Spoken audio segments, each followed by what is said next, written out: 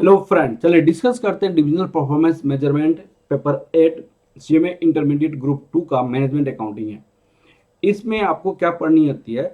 This model includes क्या? Organisation.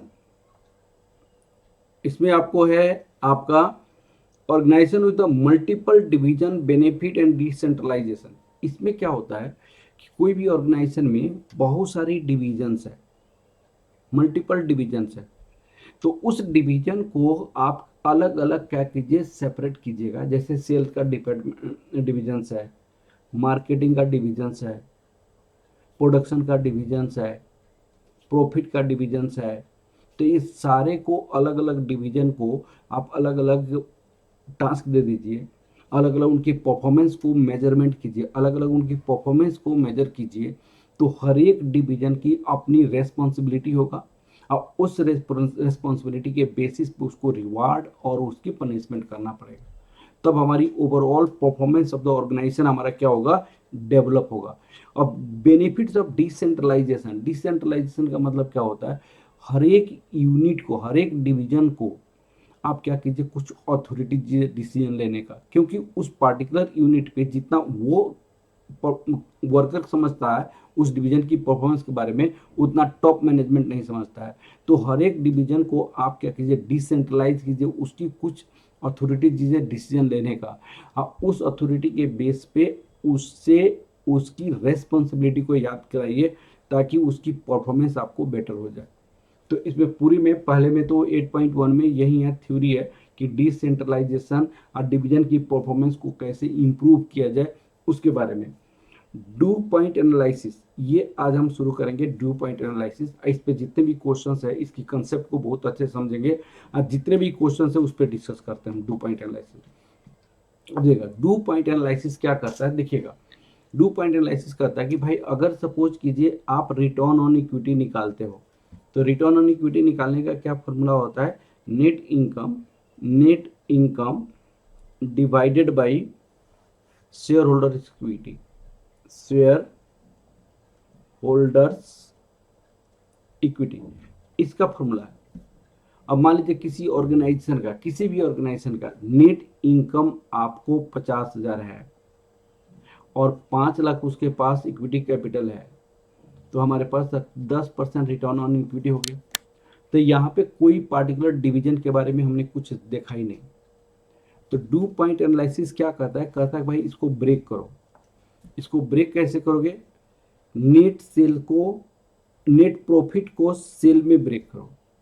कहता है कि आप सेल के कंपेयर में आपने प्रॉफिट कितना किया, इसको आप मेजर करो। That is a margin of sale का जाएगा, उसको क्या कहा जाएगा, सेल पे कितना मार्जिन हो रहा है।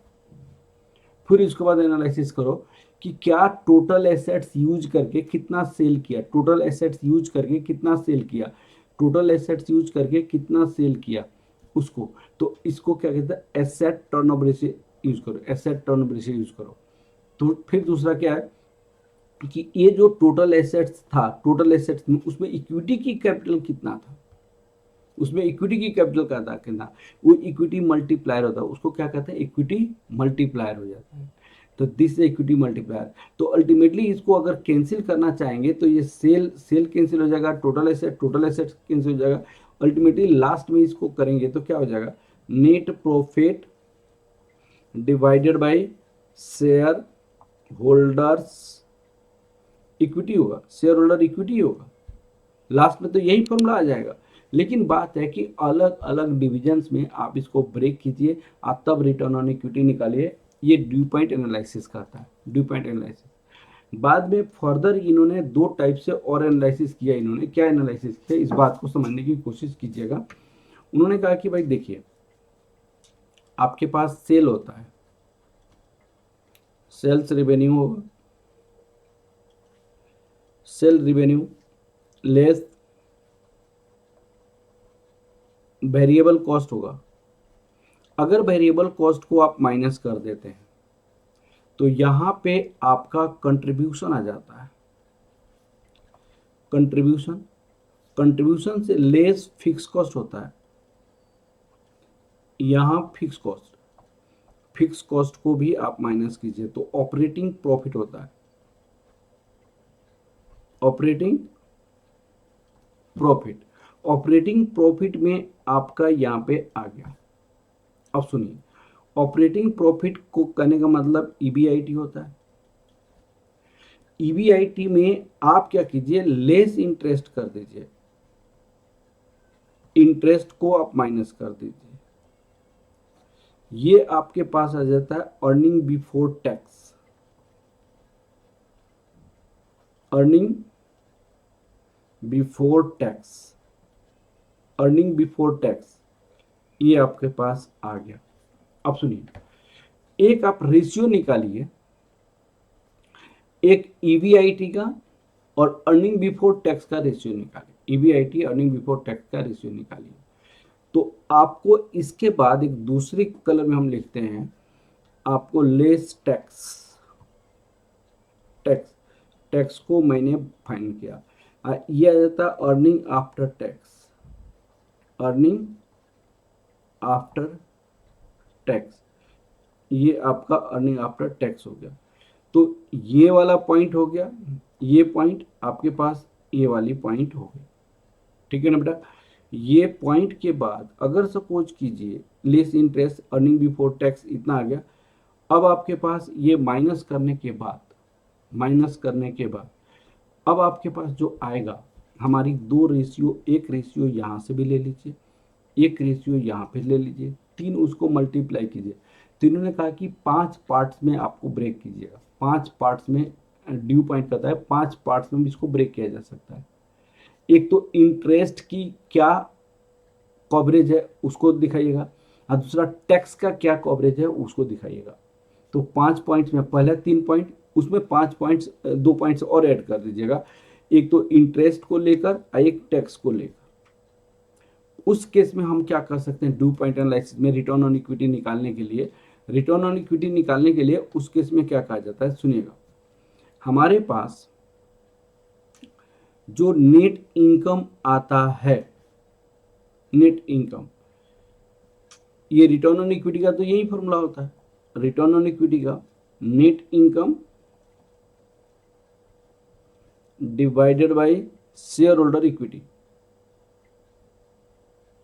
Share holder equity. उन्होंने आपसे चेंज करने के लिए कोशिश किया,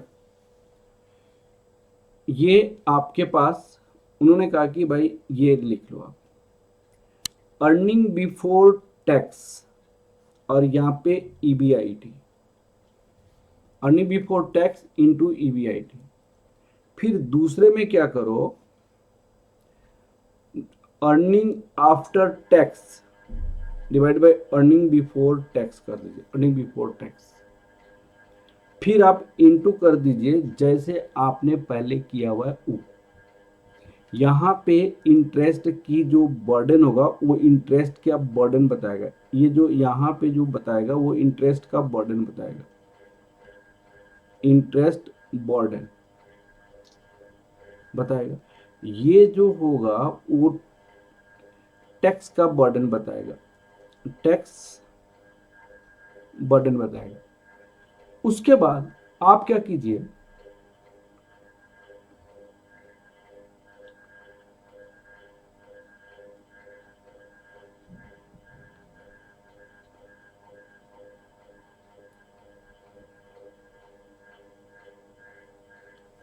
ठीक है। अब आपका यहां पे ये pre tax income, earning after tax, net income, pre tax income, ठीक है। अब आप देखिएगा यहां पे हमने आपको क्या क्या किया था, इसके बाद हमने क्या किया था आपको, सेल, यहां पे earning before tax, earning before tax this,